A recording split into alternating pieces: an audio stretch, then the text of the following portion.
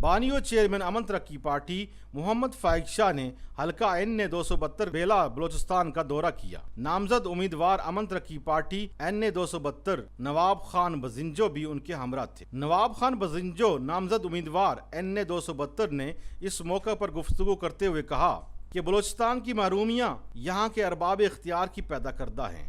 हम इसके इजाले के लिए इनकलाबी मंशूर लाए हैं। बलोचिस्तान के आवाम अब अपना रास्ता अमन और तरक्की के साथ मुतय्यन करेंगे। बिस्मिल्लाहिर्रहमानिर्रहीम। सबसे पहले हम अपने अमन तरक्की पार्टी के बानी को लसबेला की तरफ से, गैर अवाम की तरफ से, गरीब किसान की मज़दूरों की तरफ से खुशामदीद कहते हैं। शुक्रिया। बाकी जो दोस्त अमन तरक्की पार्टी के साथ आए हुए मेहमान, उनको भी दिल के गहराइयों से खुशामदीद कहते हैं। शुक्रिया।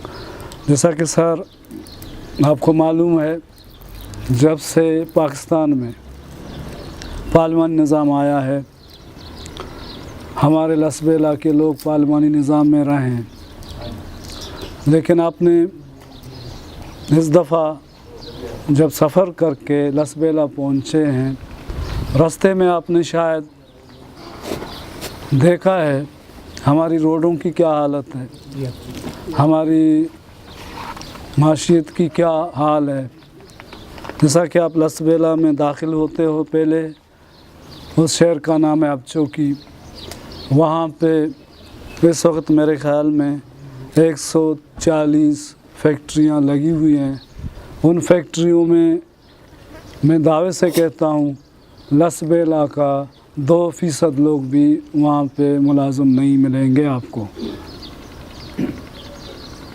इंशाअल्लाह ताला आपकी क़यादत से हम ये लिस्ट बनाएंगे और वहाँ पे इससे पहले जो वज़ीर आला गुज़रे हैं, उसके दौर में हमारा लसबेला का, बलूचिस्तान का कोटा भी मुकर्रर किया गया था कि 25% बलूचिस्तान के लोगों को वहाँ रोज़गार दिया जाएगा, लेकिन उस पर आज तक किसी भी हमारे नुमाइंदों ने, साबका नुमाइंदों ने अमल दरामद करने की कोशिश नहीं की, बल्कि उन लोगों ने इन फैक्ट्रियों में बत्ताखोरी के अलावा कुछ नहीं किया। इसके अलावा तमाम पार्टियों का, बलूचिस्तान के जो कौम परस्त पार्टी हैं, उनके जितने ओहदेदारान हैं, चाहे वो मुस्लिम लीग क्यों ना, मुस्लिम लीग नवाज़ ग्रुप क्यों ना हो,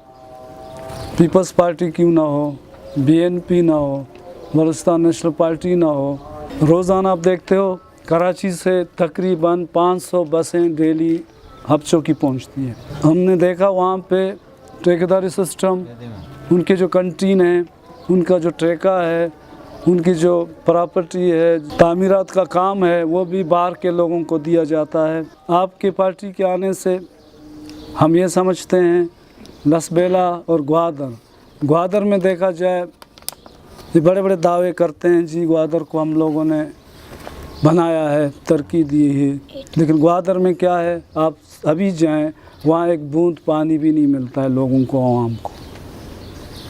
इंशाअल्लाह ताला हम कोशिश करेंगे, अपने पार्टी के बानी को कहेंगे वो कोशिश करे, ग्वादर का जो पानी का मसला है, बड़ा अहम मसला है, उस पे नज़र रखे।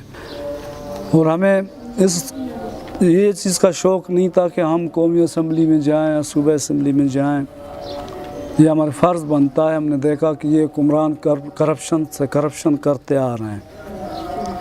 इस दफ़ा हमने देखा जब हम लोगों ने इलेक्शन में हिस्सा लिया, बड़े बड़े सियासी लोगों ने मुख्तलिफ़ हरबे शुरू किए, उन लोगों ने अलायंसें बनाने शुरू कर दिए। एक पार्टी ने 4 अलायंस बनाया है, पीपल्स पार्टी के साथ भी है, मुस्लिम लीग के नवाज़ ग्रुप के साथ भी है, नेशनल पार्टी के साथ भी है। उसको ख़तरा ये है कि आम लोग, गरीब तबके के लोग, गरीब मंशूर के जो गरीब परस्त हैं, आवाम तरक्की परस्त लोग हैं, आवाम की खिदमतगार हैं, वो क्यों आना चाहते हैं? उनको सिर्फ डर यही है क्योंकि वो करप्शन कर रहे हैं। अभी करप्शन अगर हम आएंगे, साफ लोग आएंगे, इंशाल्लाह ताला करप्शन का रोकने की कोशिश तो हर हाल करेंगे। एक बार फिर मैं शुक्रिया अदा करता हूँ हम अपने बानी को कि लसबेला का उसने दौरा किया, हमें वक्त दिया। इस मौका पर खिताब करते हुए मोहम्मद फाइक शाह ने कहा कि बलूचिस्तान कौमी और कुदरती वसाइल से माला माल है। वसाइल के मुनसिफाना इस्तेमाल में मसाइल पैदा किए जा रहे हैं। अमन तरक्की पार्टी अब इंसाफ लाएगी। उन्होंने खिताब करते हुए कहा कि नवाब साहब ने माशाल्लाह हमें ज्वाइन किया, इनका शुक्रिया। और मुझे खुशी इस बात की है कि इन्होंने मंशूर पढ़ के हमें ज्वाइन किए। इनको मंशूर पसंद आया तो इन्होंने ज्वाइन किया है।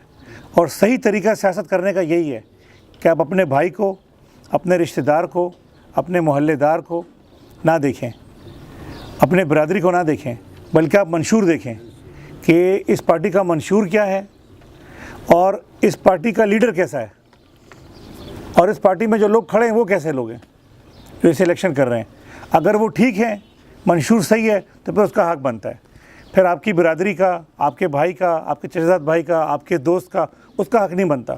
क्योंकि जब आप उस तरीके से वोट दोगे, या आजकल जिस तरह एक रिवाज चल पड़ा है कि लोग पैसे के लिए वोट देते हैं, तो फिर हम कहते हैं जी हमारा मुल्क तरक्की नहीं करता। भाई जब तुम वोट बेच दोगे तो मुल्क तरक्की कैसे करेगा?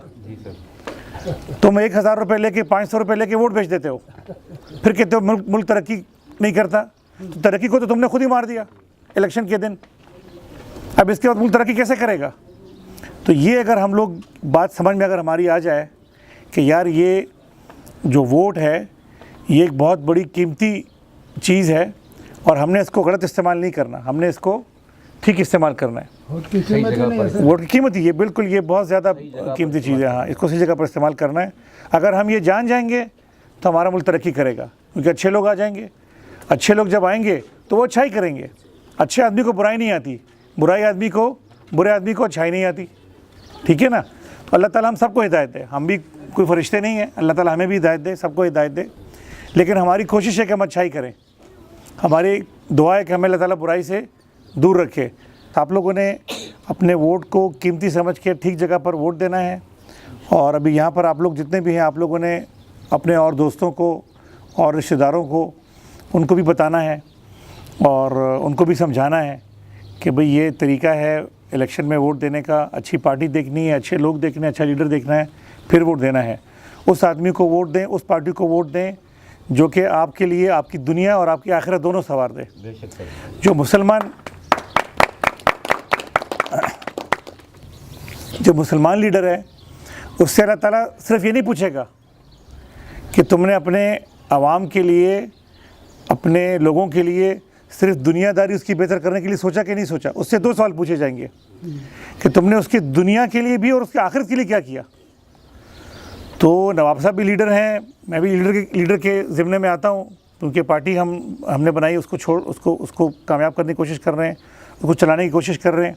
तो हमसे ये दोनों बातें पूछी जाएंगी कि भाई आप लोगों ने जब सियासत शुरू की अपने मुल्क में जिसका नाम पाकिस्तान था, फिर जिस सूबे में आप लोगों ने सियासत करने के लिए आप लोग निकले थे, उसमें बाकी सूबे भी थे, खैबर पख्तूनख्वा भी था, पंजाब भी था, सिंध भी था, और आप बलूचिस्तान भी गए थे।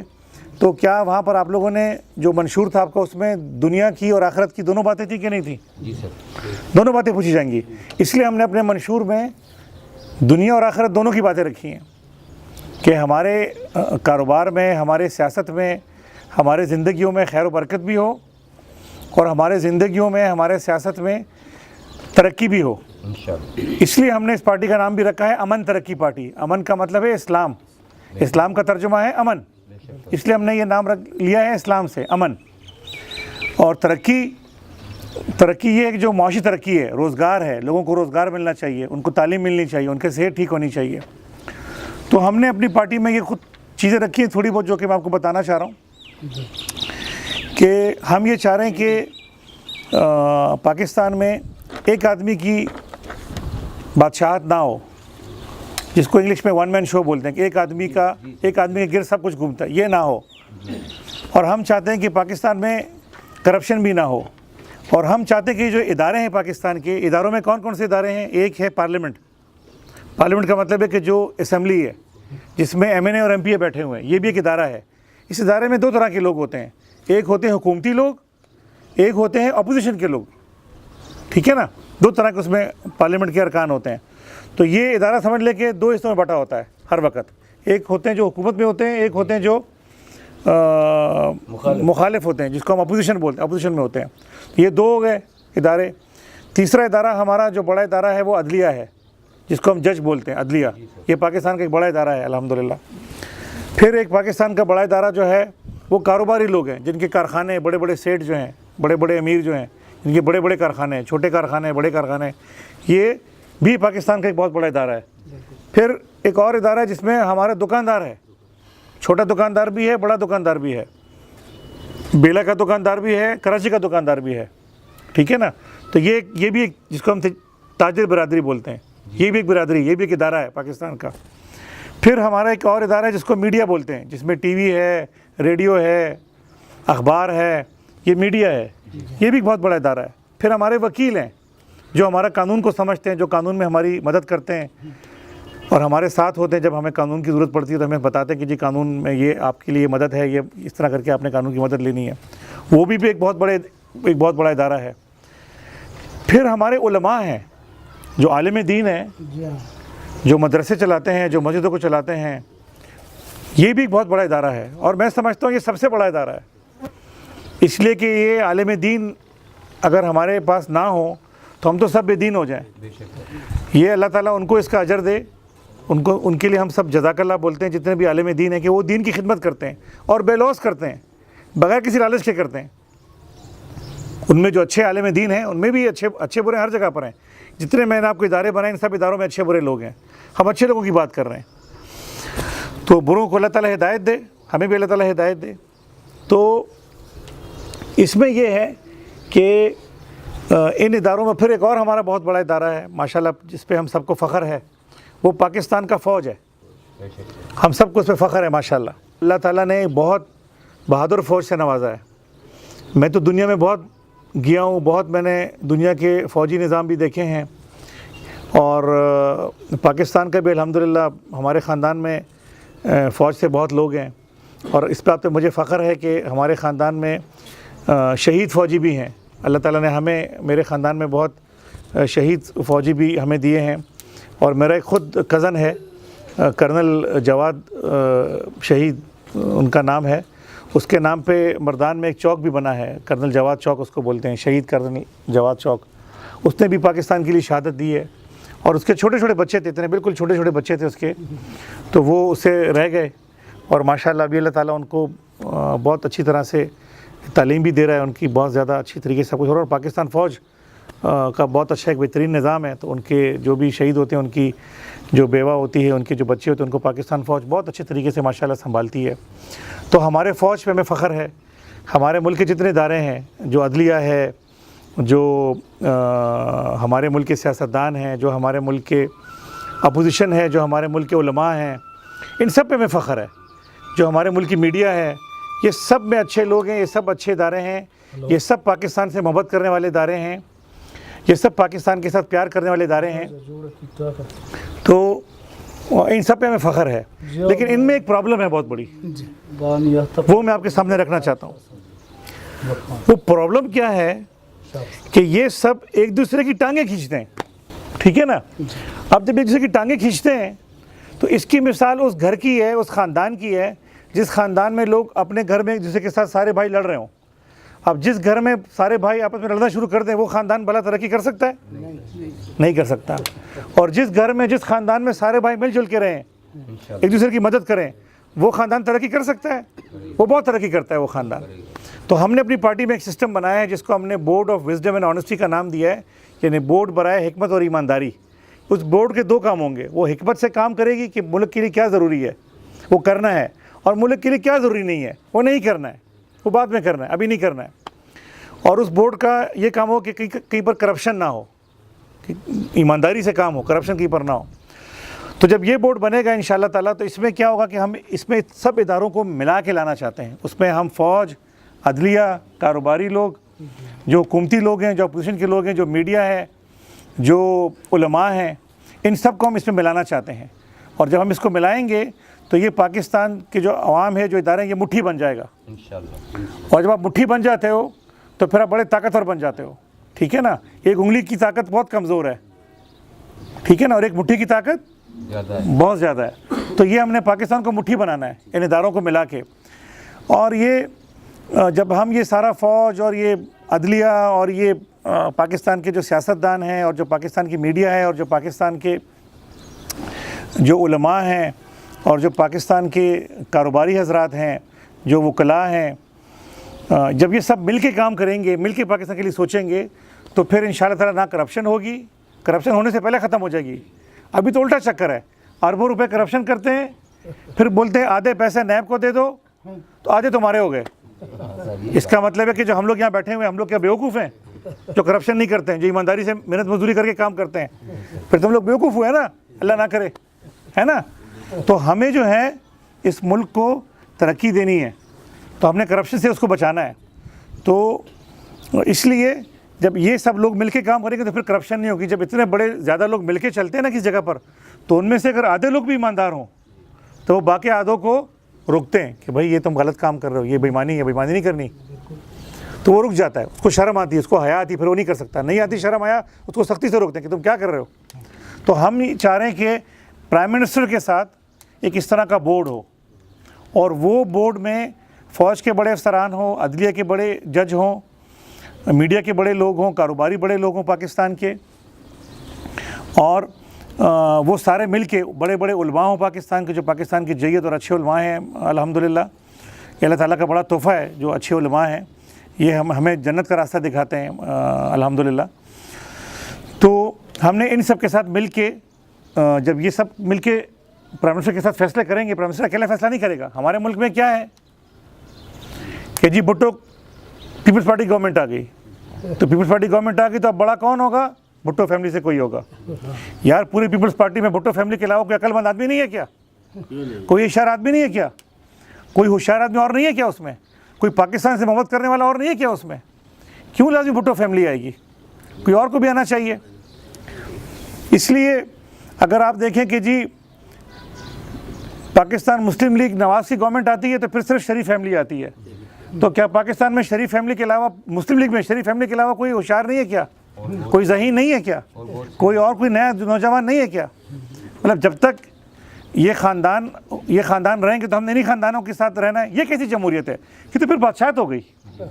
یہ جمہوری راستے سے آتے ہیں لیکن بادشاہ بن کے آ جاتے ہیں، بادشاہ بن جاتے ہیں، تو یہ تو جمہوریت نہیں ہوئی نا، پھر یہ تو پھر بادشاہت ہوئی، ڈکٹیٹرشپ ہو گئی۔ اس لیے یہ جو ہمارا بورڈ ہے یہ اس کو بھی ختم کر دے گا کہ یہ چیز نہیں رہے گی، بورڈ میں سارے لوگ ہوں گے۔ دوسرا، آپ اس طرح اور پارٹیاں دیکھ لیں، ANP دیکھ لیں، عوامی نیشنل پارٹی، اس پہ جب حکومت آتی ہے تو سارا طاقت جو ہوتا ہے وہ ولی فیملی کے پاس ہوتا ہے، ولی خان فیملی کے پاس ہوتا ہے۔ اس طرح اگر مولانا فضل الرحمان صاحب کی پارٹی کی حکومت آتی ہے، سب کچھ مولانا فضل الرحمان صاحب کے بھائیوں کے پاس ہوتا ہے، انہی کے پاس بڑے بڑے پوسٹ ہوتے ہیں اپنی پارٹی کی، سارا کچھ انہی کے پاس ہوتی ہے، بڑے بڑی منسٹری بھی ان کے پاس ہوتی ہے، اختیار بھی انہی کے پاس ہوتا ہے۔ اس لیے ہم یہ چاہتے ہیں کہ ایک ایسی پارٹی ہو جس میں دینی بات بھی ہو، دنیاوی بات بھی ہو، اور اس میں جو طاقت ہے، جو عوامی طاقت ہے وہ تقسیم ہو، وہ ایک آدمی کے پاس نہیں ہو۔ ہم ایک آدمی کے پاس طاقت نہیں رکھنا چاہتے ہیں، ہم چاہتے ہیں کہ طاقت تقسیم ہو۔ کس میں؟ عوام میں۔ تبھی جمہوریت ہے نا۔ جمہوریت کہتے ہیں جی جمہوریت عوام کا نام ہے، یہ عوامی حکومت کا نام ہے۔ تو اس کو عوامی حکومت تو ہم نے بنایا ہی نہیں، اس کو تو ہم نے بڑے بڑے خاندانوں کی حکومت بنا دی ہے، ان کی مرضی ہوتی ہے، باقی ان کے سامنے بالکل جھک کے کھڑے ہوتے ہیں۔ ان کی مرضی کے خلاف کوئی بات کرے نا، کسی بڑے پارٹی کا وزیر، کوئی پیپلز پارٹی کا وزیر، کوئی ANP کا وزیر، کوئی نواز شریف کا وزیر، یہ بڑی بڑی جو پارٹی ہیں ان کے کوئی وزیر ان کے پارٹی کے خلاف بات کرے تو اس سے طاقت ہی لے لیتے ہیں، یا وہ ذرا سے ہٹا دیتے ہیں، یا بولتے ہیں کہ بھائی یہ اس کو وزیر ہوگا لیکن اس کا کوئی اختیار نہیں ہوگا، اس بیچارے کو کمزور بناتے ہیں۔ کیوں؟ سب کو دکھانے کے لیے کہ ہماری بات ماننی ہے، ہماری بات کی خلاف ورزی نہیں کرنی۔ تو یہ جمہوری نظام نہیں ہے، اس نظام کو ہمیں ٹھیک کرنا ہوگا۔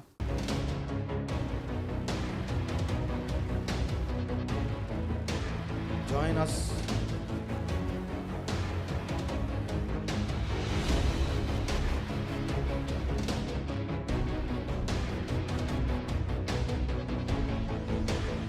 امن ترقی پارٹی